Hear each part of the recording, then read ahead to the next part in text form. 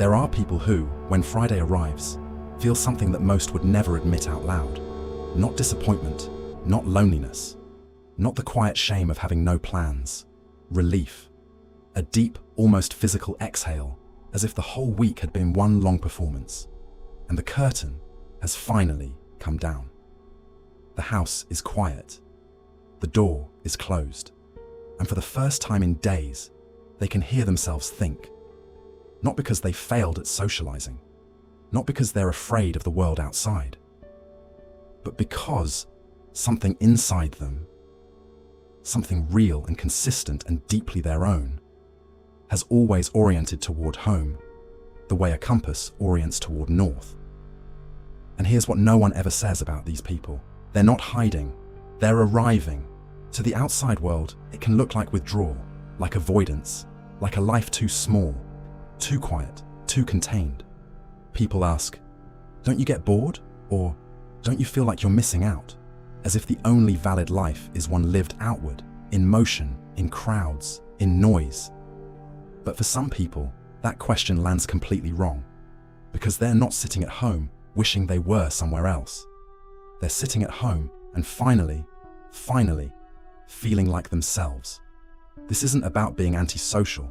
It isn't about fear or laziness or giving up on the world. It's about something far more specific and far more psychological than anyone tends to give it credit for. There is a real psychology behind why certain people are genuinely restored by their home environment, why the walls of a familiar room feel like an extension of the self, why the rituals of a quiet evening carry more meaning than most social gatherings ever could, and why choosing to stay in isn't a retreat from life, but a return to it.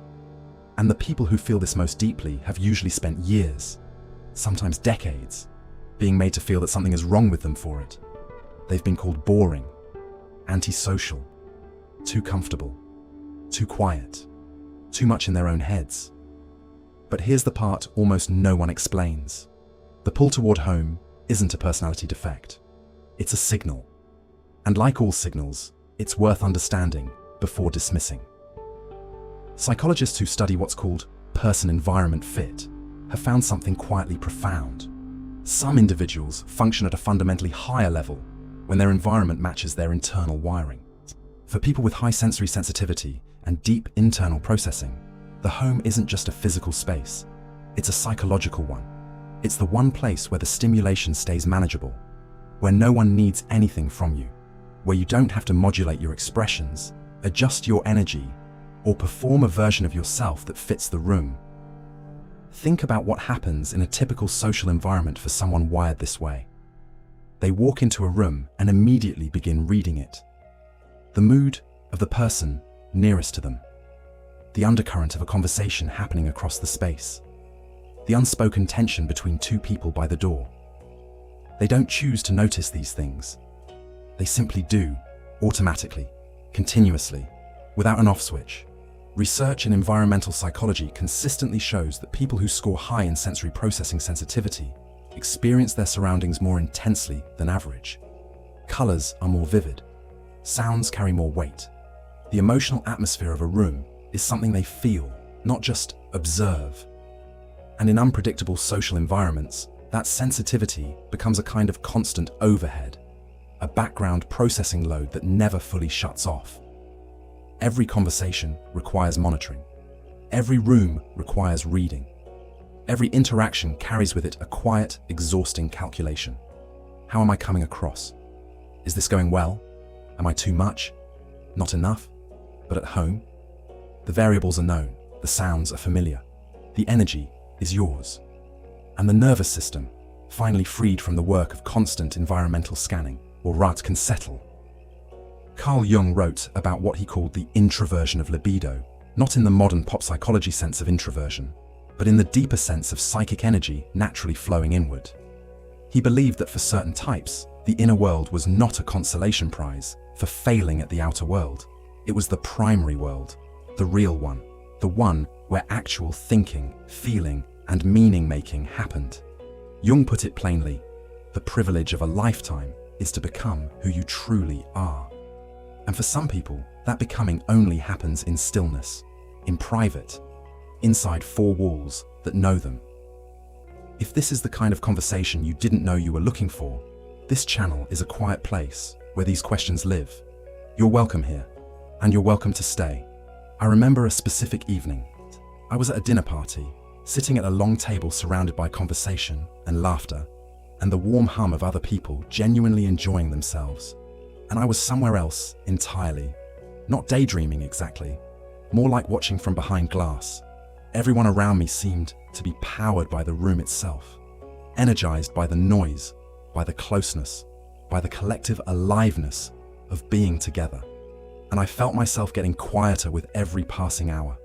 Not sad, not resentful, just depleted in a way I couldn't explain without sounding ungrateful.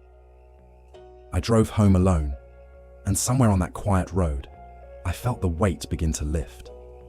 The tightness in my chest, the one I hadn't even fully registered was there, started to release mile by mile.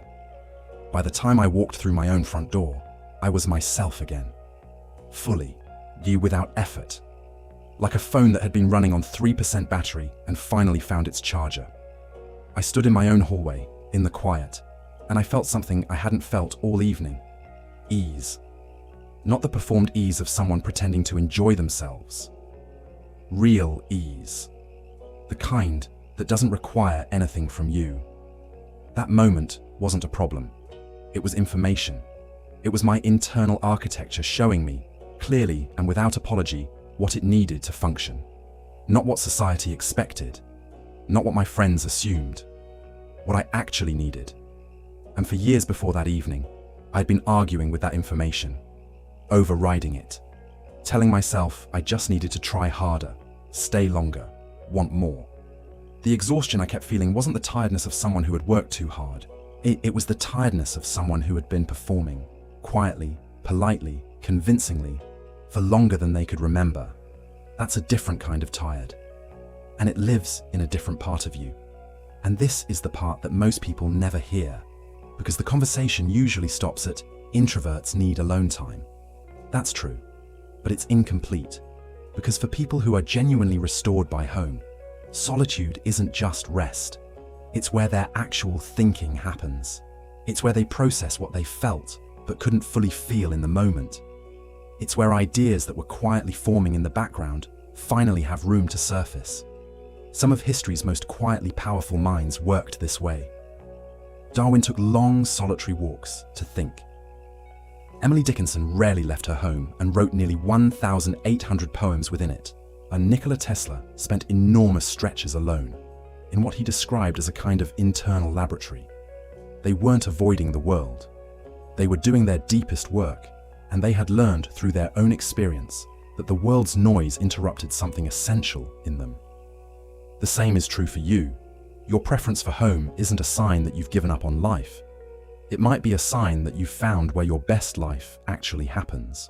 But here's the layer that goes deeper. And this is where most conversations about people who love staying home stop too soon. For many of these people, the roots of that orientation aren't only about sensory wiring. They're also about history. Some of them grew up in environments where the social world felt unpredictable, where fitting in required an effort that never quite paid off. Where being themselves, genuinely, fully themselves, was met with confusion, correction, or quiet rejection. Maybe they were the kid who preferred books to birthday parties, the teenager who felt exhausted by lunchroom dynamics that everyone else seemed to navigate effortlessly, the adult who kept showing up, kept trying, kept performing, and kept coming home feeling like a stranger to themselves. Over time, they learned something important. Not every environment is safe for who they actually are. And so, they became architects of their own space. They built, slowly and intentionally, a home that reflected them. The books they loved, the objects that held meaning, the particular quality of light in a room that felt like theirs. A world that didn't require them to shrink. Seneca, writing 2,000 years ago, misunderstood something essential about this. He wrote, "Recede in the ipse quantum potes." Retire into yourself as much as you can, not as surrender, but as strategy, as the act of a person who has learned that the inner life, properly tended, is the most stable ground they will ever stand on.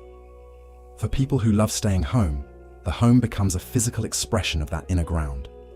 It's where they've built something real, a world of books, rituals, textures, silences, that reflects who they actually are, rather than who the world wanted them to be. That's not isolation, that's authorship. Let's make some distinctions here, because this is where it matters. There is a difference between a home that restores you and a home that imprisons you. There is a difference between choosing to stay in because it genuinely nourishes you, and staying in because the outside world has started to feel too frightening to face. There is a difference between solitude as a place you return to with intention, and solitude as a place you never leave because leaving has started to feel impossible. The person who loves staying home still moves through the world with a kind of quiet confidence. They go out when it matters. They engage when it's meaningful. They show up for the people and the work that deserve their energy. And then they return home. Not because they failed, but because they're done. And they know the difference. The person who has slipped from healthy solitude into fearful isolation finds something different. The walls, over time, feel less like a sanctuary and more like a boundary they've stopped choosing. That the world outside doesn't just feel draining anymore. It starts to feel foreign, unfamiliar. And the thought of navigating it starts to carry a weight that feels disproportionate to the actual task. That's a different conversation, a harder one, but an important one to be honest about. Most people watching this are in the first category, but it's worth pausing, honestly, without flinching, and asking yourself, which home are you living in? Is your home a place you choose, or a place you've stopped questioning? And then comes the part that changes everything. For so long, the person who loves staying home has been handed a story about themselves, that they're missing out, that they should want more, that a life lived quietly, inwardly, mostly at home, is somehow a smaller life, a lesser life, a life that will one day be regretted. They heard it from well-meaning friends who couldn't understand why Friday night on the couch felt like a gift. They heard it from family members who worried, from colleagues who assumed, from a culture that measures aliveness by how full your calendar is and how loud your weekend was. And eventually, this is the part that costs the most. They heard it in their own voice. That quiet but persistent whisper, you should be doing more, wanting more, going out more, being more. So they tried. Some of them tried for years. They said yes to things they wanted to say no to. They showed up to gatherings and spent the whole night in quiet performance. They stayed later than they wanted to, smiled harder than felt honest, talked more than they had words for. And they came home exhausted in a way that sleep alone couldn't fix. Here's what that exhaustion was trying to say. It wasn't weakness. It wasn't social failure. It wasn't proof that something was fundamentally wrong with them. It was the cost of living inside a script that was never written for them. The toll of spending your energy pretending to be someone who is energized by exactly the things that drain you. Loving your home is not a sign that your life is too small. It's a sign that you found one of the places in the world where your life actually fits. So what does it look like, practically, to honor this? Without guilt, without apology, without the constant second guessing. It might mean letting yourself have a genuinely good Friday night at home, not as a consolation for missing something better, but as the thing itself. The good thing, the chosen thing, the thing you actually wanted. It might mean designing your home with real intention, not just as a place you happen to live, but as an environment built for your nervous system, for your rituals, for the version of yourself that only fully shows up in private. It might mean being honest with the people in your life about what you need, not defensively, not with lengthy explanation, but simply and clearly. I need to be home this weekend. Full stop. It might mean releasing the comparison, the scroll that makes someone else's crowded Saturday look like evidence that you're doing it wrong. Their Saturday is theirs. Yours is yours. And neither one needs to justify itself against the other. It might mean recognizing that the energy you protect by staying home is the same energy you bring to the things that actually matter. Your work, your creative life, your few but real relationships. You're not withdrawing from life, you're resourcing it. It might mean finally allowing your home to be what it has always been trying to be for you. Not an escape from your life, but the center of it. Imagine this. It's a quiet evening. You're at home. There's a lamp on, something warm nearby, and no one needs anything from you right now. The world outside is doing whatever it does, moving, demanding, performing. And you are here, still, unhurried, entirely yourself. And instead of the usual whisper of guilt, should I be somewhere else? Should I want something different? There is simply quiet. And in that quiet, something that feels closer to peace than almost anything the outside world has ever offered you. That's not a small life. That's a life that fits. The people who've made peace with their love of home don't arrive there overnight. It's a slow return, a gradual permission, a quiet decision, made not once, but many times, to stop apologizing for the life that actually suits them. And what they find, on the other side of that decision, is something they couldn't have predicted. That a life lived mostly inward, mostly at home, mostly in stillness, can be one of the fullest lives a person builds. Not full of events, full of presence, not crowded, complete. But here's the question that comes next, and it's one worth sitting with. If you've made peace with staying home, with needing solitude, or with living at your own rhythm, what happens when the people you love don't understand it? What happens when your need for home creates distance between you and someone who matters? That's a different kind of navigation. The space between your solitude and someone else's need for you. It's one of the most tender challenges a person like you will ever face, and it deserves its own quiet conversation. Alone Together, a quiet corner of the internet for people who choose solitude over half-hearted connections.